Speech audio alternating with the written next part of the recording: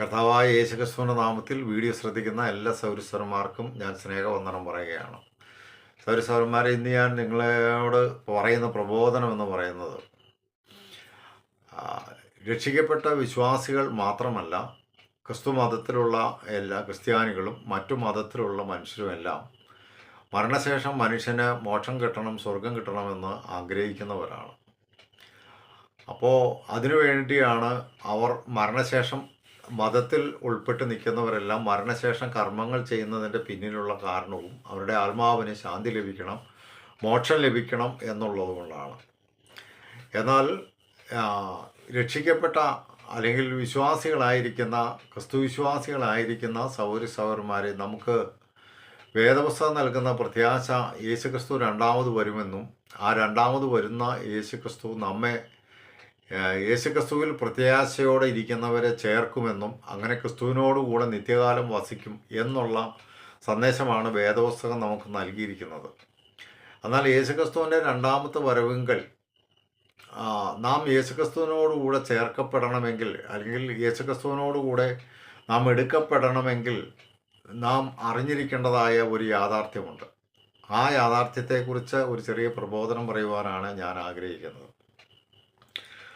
ഇന്ന് ഈ വിശ്വാസ സമൂഹത്തെ നമ്മൾ ശ്രദ്ധിച്ചു നോക്കിക്കഴിഞ്ഞിട്ടുണ്ടെങ്കിൽ, വിശ്വാസ സമൂഹം ഒരു ക്രിസ്തുവിനോ ദൈവത്തിനോ മഹത്വം ലഭിക്കാത്ത വിധത്തിലുള്ള ഒരു ജീവിത സാഹചര്യങ്ങളിലേക്ക് മാറിയിരിക്കുന്നു എന്നുള്ളത് വേദനാജനകമായ ഒരു കാര്യമാണ്.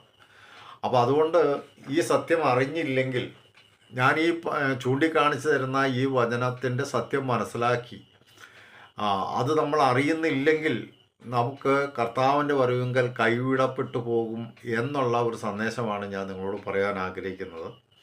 അതിനാധാരമായിട്ട് റോമാലേഖനം 8-ാം അധ്യായം അതിൻ്റെ 9, 10, 11 വാക്യങ്ങളെ അടിസ്ഥാനമാക്കി ചില കാര്യങ്ങളാണ് ഞാൻ പറയാൻ ഉദ്ദേശിക്കുന്നത്. ആദ്യം ഞാൻ 9-ാം വാക്യം വായിക്കാം. നിങ്ങളോ ദൈവത്തിൻ്റെ ആത്മാവ് നിങ്ങളിൽ വസിക്കുന്നു എന്ന് വരികിൽ ജഡസ്വഭാവമുള്ളവരല്ല, ആത്മസ്വഭാവമുള്ളവരത്രേ. ക്രിസ്തുവിൻ്റെ ആത്മാവില്ലാത്തവൻ അവനുള്ളവനല്ല. പൗലോസ് അപ്പോസ്തലൻ റോമർക്ക് ലേഖനം എഴുതുമ്പോൾ അപ്പോസ്തലൻ പറയുന്നത് എങ്ങനെയാണ്? ക്രിസ്തുവിൻ്റെ ആത്മാവില്ലാത്തവൻ അവനുള്ളവനല്ല. സഹോദരന്മാരെ, നാം മനസ്സിലാക്കേണ്ട ഒരു യാഥാർത്ഥ്യമുണ്ട്. എന്താണെന്ന് ചോദിച്ചു കഴിഞ്ഞാൽ, വേദപുസ്തകത്തിൽ നമുക്ക് പ്രധാനമായി 4 ആത്മാവുണ്ടെന്ന് വെളിപ്പെടുത്തുന്നുണ്ട്. അതിലൊന്ന് മനുഷ്യന് ജന്മനാലുള്ള മനുഷ്യൻ്റെ ആത്മാവാണ്. മറ്റൊന്ന് മനുഷ്യൻ ജീവിക്കുന്നതായ ഈ ലോകത്തിൻ്റെ ആത്മാവാണ്. മറ്റൊന്ന് ദൈവത്തിൽ നിന്ന് ജനിച്ച മനുഷ്യന് ലഭിക്കുന്ന ദൈവത്തിൻ്റെ ആത്മാവാണ്.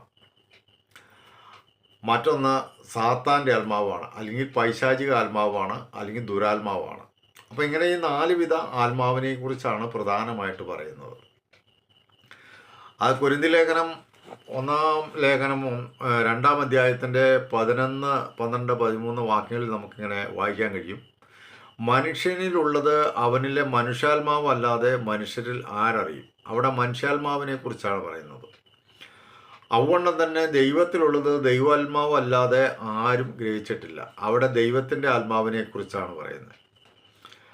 12-ാം വാക്യത്തിൽ, നാമോ ലോകത്തിൻ്റെ ആത്മാവിനെയല്ല, ദൈവം നമുക്ക് നൽകിയത് അറിയുവാനായി ദൈവത്തിൽ നിന്നുള്ള ആത്മാവിനെ അത്രേ പ്രാപിച്ചത്. അവിടെ ദൈവത്തിൻ്റെ ആത്മാവിനെ കുറിച്ചാണ് പറയുന്നത്. അപ്പോൾ 1 മനുഷ്യൻ്റെ ആത്മാവ്, 2 ദൈവത്തിൻ്റെ ആത്മാവ്, 3 ലോകത്തിൻ്റെ ആത്മാവ്, മറ്റൊന്ന് പിശാചിൻ്റെ ആത്മാവ്. അപ്പോൾ ഇങ്ങനെ പ്രധാനമായ 4 ആത്മാവ് ഈ ലോകത്ത് വ്യാപരിക്കുന്നുണ്ട്. അപ്പോൾ വിശ്വാസികളായിരിക്കുന്ന രക്ഷിക്കപ്പെട്ടവരായ ദൈവമക്കളായിരിക്കുന്നവർ മനസ്സിലാക്കേണ്ട കാര്യം, ഈ 4 ആത്മാക്കളിൽ ഏത് ആത്മാവിലാണ് നാം ജീവിക്കുന്നതെന്ന് നാം പരിശോധിക്കേണ്ടത് ആവശ്യമാണ്. ഇന്ന് ദൈവസഭയെ എല്ലാം ശ്രദ്ധിച്ചു കഴിഞ്ഞിട്ടുണ്ടെങ്കിൽ ഒരു കാര്യം നമുക്ക് മനസ്സിലാക്കാനായിട്ട് കഴിയും. അവർ 90% വിശ്വാസികളും ഇന്ന് ജീവിക്കുന്നത് ലോകത്തിൻ്റെ ആത്മാവിലാണ്. മനുഷ്യൻ്റെ ആത്മാവ് ലോകത്തിൻ്റെ ആത്മാവോട് പറ്റിച്ചേർന്ന് ജീവിക്കുന്ന ഒരു ജീവിത സാഹചര്യമാണ് നമുക്കിന്ന് കാണുവാനായിട്ട് കഴിയുന്നത്.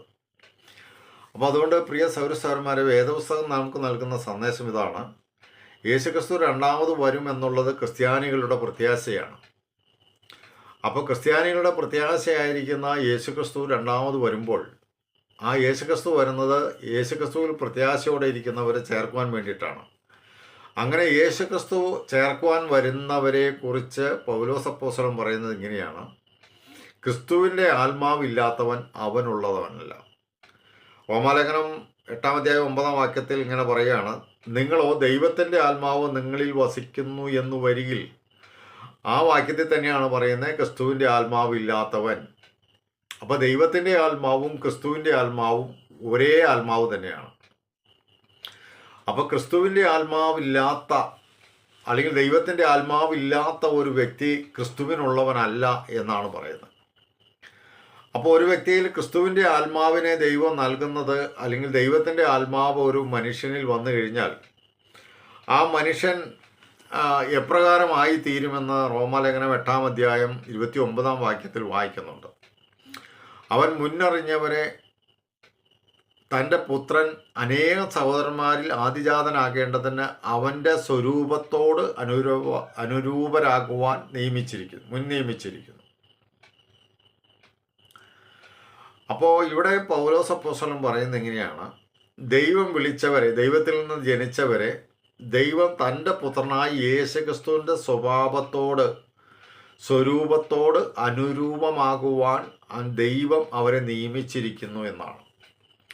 അപ്പോൾ ദൈവത്തിൻ്റെ ആത്മാവായ, പുത്രത്വത്തിൻ്റെ ആത്മാവായ ക്രിസ്തുവിൻ്റെ ആത്മാവ് ഒരു മനുഷ്യനിൽ ഉണ്ടെങ്കിൽ അവൻ ദൈവത്തിൻ്റെ പുത്രനായ ക്രിസ്തുവിൻ്റെ സ്വരൂപത്തോടും സ്വഭാവത്തോടും അനുരൂപമായി വരും എന്നുള്ളതാണ്. ആ ഒരു ഉദ്ദേശത്തോടെയാണ് ദൈവം തൻ്റെ ആത്മാവിനെ, തൻ്റെ പുത്രൻ്റെ ആത്മാവിനെ രക്ഷിക്കപ്പെട്ട വിശ്വാസികളിലേക്ക് പകർന്നിരിക്കുന്നത്. അപ്പോൾ ദൈവത്തിൻ്റെ പുത്രൻ്റെ ആത്മാവായ ക്രിസ്തുവിൻ്റെ ആത്മാവ് ഒരു വിശ്വാസിയിലുണ്ടെങ്കിൽ, അല്ലെങ്കിൽ വീണ്ടും ജനിച്ച ഒരു വ്യക്തിയിൽ ഉണ്ടെങ്കിൽ, ആ വ്യക്തി ക്രിസ്തുവിൻ്റെ സ്വരൂപത്തോടും സ്വഭാവത്തോടും അനുരൂപമായി വളർന്നു വരും എന്നുള്ളതാണ്. എന്നാൽ ഇന്ന് ദുഃഖകരമായ ഒരു കാര്യം, ക്രിസ്തുവിൻ്റെ സ്വഭാവത്തോട് അനുരൂപമായി വളർന്നു വരേണ്ട വിശ്വാസികൾ എന്ന് പറയുന്ന അനേകരും ഇന്ന് ക്രിസ്തുവിൻ്റെ ആത്മാവിലല്ല നിറഞ്ഞിരിക്കുന്നത്, അഥവാ നിറയുന്നത്. മറിച്ച് അവർ ലോകത്തിൻ്റെ ആത്മാവിനാൽ നിറയുകയും ലോകത്തിൻ്റെ ആത്മാവിന് മനുഷ്യാത്മാവ് കീഴ്പ്പെട്ടുകൊണ്ട് ജീവിക്കുന്ന ഒരവസ്ഥയാണ് നമുക്കിന്ന് കാണാൻ കഴിയുന്നത്. അപ്പോൾ അതുകൊണ്ട് പ്രിയ സഹോദരന്മാരെ, ഞാൻ നിങ്ങളോട് പറയാം, പിശാചിൻ്റെ ആത്മാവിനെയും ലോകത്തിൻ്റെ ആത്മാവിനെയും നാം തിരിച്ചറിഞ്ഞുകൊണ്ട് ഈ ലോകത്തിന് അനുരൂപമാകാതെ ദൈവത്തിൻ്റെ ഇഷ്ടം ചെയ്തുകൊണ്ട് ദൈവത്തിന് പ്രസാദകരമായി നാം ജീവിക്കുന്നില്ലെങ്കിൽ നാം കർത്താവിൻ്റെ വരവിങ്കൽ നാം കൈവിടപ്പെട്ടു പോകും എന്നുള്ള സത്യം നാം മനസ്സിലാക്കണം. അവിടെ റോമാലേഖനം 8-11 ഇങ്ങനെയാണ് നമ്മൾ വായിക്കുന്നത്: യേശുവിനെ മരിച്ചവരിൽ നിന്ന് ഉയർപ്പിച്ചവൻ്റെ ആത്മാവ് നിങ്ങളിൽ വസിക്കുന്നുവെങ്കിൽ ക്രിസ്തുയേശുവിനെ മരണത്തിൽ നിന്ന് ഉയർപ്പിച്ചവൻ നിങ്ങളിൽ വസിക്കുന്ന തൻ്റെ ആത്മാവിനെ കൊണ്ട് നിങ്ങളുടെ മർത്യ ശരീരങ്ങളെയും ജീവിപ്പിക്കും. അപ്പോൾ കർത്താവിൻ്റെ വരവിങ്കൽ, ദൈവത്തിൻ്റെ കാഹളനാദത്തിങ്കൽ മരിച്ചവരെല്ലാം ഉയർത്തെഴുന്നേൽക്കുന്നത് എങ്ങനെയാണെന്നാണ് പൗലോസ് അപ്പോസ്തലൻ പറയുന്നത്. ക്രിസ്തുവിൻ്റെ ആത്മാവ് നമ്മുടെ ഉള്ളത്തിൽ വസിക്കുന്നുവെങ്കിൽ, നമ്മിൽ വസിക്കുന്നുവെങ്കിൽ, ആ ക്രിസ്തുവിനെ ഉയർത്തെഴുന്നേൽപ്പിച്ച ദൈവം ഏത് ആത്മാവിലാണോ ക്രിസ്തുവിനെ ഉയർത്തെഴുന്നേൽപ്പിച്ചത്, അതേ ആത്മാവിൽ ദൈവം നമ്മെയും ഉയർത്തെഴുന്നേൽപ്പിക്കും എന്നാണ് പറഞ്ഞത്. അങ്ങനെ കർത്താവിൻ്റെ വരവിങ്കൽ കർത്താവിൽ പ്രത്യാശ വെച്ചിരിക്കുന്നവർ ക്രിസ്തുവിൻ്റെ ആത്മാവിനാൽ ഉയർത്തെഴുന്നേറ്റ് ക്രിസ്തുവിനോടുകൂടെ എടുക്കപ്പെടും എന്നുള്ളതാണ് വേദപുസ്തകം നമുക്ക് നൽകുന്ന സന്ദേശം. എന്നാൽ ആ സന്ദേശത്തെ ഉൾക്കൊള്ളുവാനോ അല്ലെങ്കിൽ ആ പ്രത്യാശ നമ്മുടെ ജീവിതത്തിൽ കാത്തുകൊള്ളുവാനോ കഴിയാതെ വണ്ണം മനുഷ്യൻ്റെ ആത്മാവ് ലോകത്തിൻ്റെ ആത്മാവിന് കീഴ്പ്പെട്ട് ജീവിക്കുന്ന ഒരു മനുഷ്യൻ്റെ ആത്മാവ് ലോകത്തിൻ്റെ ആത്മാവിന് കീഴ്പ്പെട്ട് ജീവിക്കുന്ന ഒരു സാഹചര്യമാണ് ഇപ്പോൾ ഉള്ളത്. അതുകൊണ്ട് പ്രിയ സഹോദരന്മാരെ, ഞാൻ നിങ്ങളോട് പറയാം, കർത്താവ് വരുമെന്ന് അടയാളങ്ങളാലും അതുപോലെ തന്നെ പ്രവാചകന്മാരാലും ദൈവദാസന്മാരാലുമെല്ലാം വർണ്ണിക്കുന്ന വിവരിക്കുന്ന കാലഘട്ടമാണിത്. കർത്താവ് വീണ്ടും വരുമെന്നുള്ള സന്ദേശങ്ങൾ അധികമധികമായി പ്രചരിക്കുന്ന സമയമാണിപ്പോൾ. അപ്പോൾ കർത്താവ് വരുമെന്നുള്ളത് 300-ലധികം പ്രാവശ്യം വേദപുസ്തകത്തിൽ രേഖപ്പെടുത്തിയിട്ടുണ്ട്. അപ്പോൾ വേദപുസ്തകം നൽകുന്ന പ്രത്യാശ, നമ്മുടെ പ്രത്യാശയായ ക്രിസ്തു സ്വർഗത്തിൽ നിന്ന് ഇറങ്ങി വരും, നമ്മുടെ രക്ഷകനായി വരുമെന്നുള്ളതാണ്. പക്ഷെ വരുമ്പോൾ നാം കൈവിടപ്പെട്ടു പോകാതിരിക്കണമെങ്കിൽ വേദപുസ്തകം നമ്മോട് പറയുന്നത് ക്രിസ്തുവിൻ്റെ ആത്മാവില്ലാത്തവൻ അവനുള്ളവനല്ല. നാം ഇന്ന് പരിശോധിക്കേണ്ട ഒരു കാര്യം, ക്രിസ്ത്യാനി ആയിരിക്കുന്ന നാം, രക്ഷിക്കപ്പെട്ടിരിക്കുന്ന നാം, വിശ്വാസിയായിരിക്കുന്ന നാം, ക്രിസ്തുമതത്തിലായിരിക്കുന്ന നാം ക്രിസ്തുവിൻ്റെ ആത്മാവിലാണോ നാം ആയിരിക്കുന്നത് എന്ന് നമ്മെ തന്നെ ശോധന ചെയ്യണം. അപ്പോൾ ക്രിസ്തുവിൻ്റെ ആത്മാവില്ലാത്ത ഏതൊരു വ്യക്തിയും ക്രിസ്തുവിൻ്റെ വരവിങ്കൽ കൈവിടപ്പെട്ടു പോകും എന്ന് പൗലോസ് അപ്പോസ്തലനിലൂടെ നമുക്ക് നൽകിയിരിക്കുന്ന പ്രബോധനത്തെ നാം വിലമതിക്കുക എന്നുള്ളതാണ് എനിക്ക് നിങ്ങളോട് പറയുവാനുള്ളത്. ക്രിസ്തുവിൻ്റെ ആത്മാവുള്ള ഒരു വ്യക്തി ക്രിസ്തുവിൻ്റെ സ്വഭാവമുള്ളവനായിരിക്കും. ക്രിസ്തുവിൻ്റെ ആത്മാവുള്ള ഒരു വ്യക്തി ക്രിസ്തുവിൻ്റെ മനസ്സുള്ളവനായിരിക്കും. ക്രിസ്തുവിൻ്റെ മനോഭാവം തന്നെ നിങ്ങൾക്കും ഉണ്ടായിരിക്കട്ടെ എന്ന് പൗലോസ് പറയുന്നതിൻ്റെ കാരണം, ഫിലിപ്പിയ ലേഖനത്തിൽ പൗലോസ് അങ്ങനെ പറയുന്നത്, ക്രിസ്തുയേശുവിലുള്ള അതേ ഭാവം തന്നെ നിങ്ങൾക്കും ഉണ്ടായിരിക്കട്ടെ. അപ്പോൾ ക്രിസ്തുയേശുവിൻ്റെ ഭാവം നമുക്കുണ്ടാകുന്ന, ക്രിസ്തുയേശുവിൻ്റെ സ്വഭാവത്തോട് അനുരൂപമാക്കുന്ന, ക്രിസ്തുയേശുവിൻ്റെ മനസ്സുള്ളവരാക്കി നമ്മളെ തീർക്കുന്ന ആ ക്രിസ്തുവിൻ്റെ ആത്മാവ് നമ്മിൽ നിറയുകയും ആ ക്രിസ്തുവിൻ്റെ ആത്മാവിൽ നമ്മൾ നയിക്കപ്പെടുകയും ചെയ്യുന്നില്ല എങ്കിൽ നാം ക്രിസ്തുവിനുള്ളവരല്ല എന്നുള്ള സത്യം നമ്മൾ മനസ്സിലാക്കണം.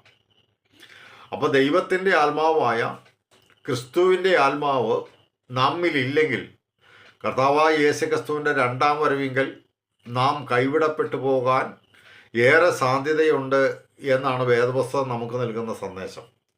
അപ്പോൾ നാം ക്രിസ്തുവിൻ്റെ ആത്മാവിലാണോ ജീവിക്കുന്നതെന്ന് അറിയാൻ നമുക്ക് നമ്മെ തന്നെ ശോധന ചെയ്യാനുള്ള ഒരു മാനദണ്ഡം, നാം എത്രമാത്രം ക്രിസ്തുവിൻ്റെ സ്വരൂപത്തോട് അനുരൂപപ്പെട്ടിട്ടുണ്ട് എന്നുള്ളതാണ്. ക്രിസ്തുവിൻ്റെ ആത്മാവ് നമ്മിലുണ്ടെങ്കിൽ നാം ജഡസ്വഭാവമുള്ളവരും ലോകത്തെ അനുസരിക്കുന്നവരുമല്ല, മറിച്ച് ദൈവത്തിൻ്റെ ആത്മാവിനാൽ നയിക്കപ്പെടുന്നവരും ലോകത്തിൻ്റെ ആത്മാവിനെയും പിശാചിൻ്റെ ആത്മാവിനെയും നമ്മിൽ നിന്ന് അകറ്റി നിർത്തിക്കൊണ്ട് നാം ക്രിസ്തുവിൻ്റെ ആത്മാവിനാൽ ക്രിസ്തുവിൻ്റെ മനസ്സുള്ളവരും ക്രിസ്തുവിൻ്റെ സ്വരൂപമുള്ളവരും ക്രിസ്തുവിൻ്റെ മനോഭാവമുള്ളവരുമായി നാം ദിനം പ്രതി വളർന്നു വരുമെന്നുള്ളതാണ്. അപ്പോൾ പ്രിയ സഹോദരന്മാരെ, ഞാൻ നിങ്ങളോട് പറയുന്നത്, കർത്താവ് വരുമെന്നുള്ള പ്രത്യാശയോടെയാണ് നിങ്ങൾ ഇരിക്കുന്നതെങ്കിൽ നിങ്ങളുടെ ആത്മാവ് ലോകത്തിൻ്റെ ആത്മാവിന് കീഴ്പ്പെട്ട് ലോകപ്രകാരം ജീവിക്കാതെ ദൈവത്തിൻ്റെ ആത്മാവായ, പുത്രത്തിൻ്റെ ആത്മാവായ ക്രിസ്തുവിൻ്റെ ആത്മാവിനാൽ നിറയപ്പെട്ട് ക്രിസ്തുയേശുവിൽ പ്രത്യാശ വെച്ച് ജീവിക്കണം. പ്രത്യാശ നഷ്ടപ്പെട്ടിരിക്കുന്ന, ലോകപ്രകാരം ജീവിക്കുന്ന, ഈ ലോകത്തിന് അനുരൂപമായി ജീവിക്കുന്ന ഈ സമൂഹത്തോട് ഒരുമിച്ച് ജീവിക്കാതെ നമ്മെ ചേർക്കുവാൻ വരുന്ന ക്രിസ്തുവിൻ്റെ ആത്മാവിൽ നിറഞ്ഞ് ക്രിസ്തുവിൻ്റെ വരവെങ്കിൽ എടുക്കപ്പെടുവാൻ തക്കവണ്ണം ക്രിസ്തുവിൻ്റെ ആത്മാവിൽ നിറഞ്ഞ് അതിന് യോഗ്യരായി നിൽക്കണമെന്ന് ഞാൻ നിങ്ങളെ ദൈവനാമത്തിൽ ഓർമ്മിപ്പിച്ചുകൊണ്ട് ഞാൻ ഈ വീഡിയോ അവസാനിപ്പിക്കുകയാണ്. ദൈവം അനുവദിക്കുന്ന പക്ഷം മറ്റൊരു വീഡിയോയിൽ നമുക്ക് വീണ്ടും കാണാം. ദൈവമായ കർത്താവ് നമ്മെ ഏവരെയും അനുഗ്രഹിക്കട്ടെ.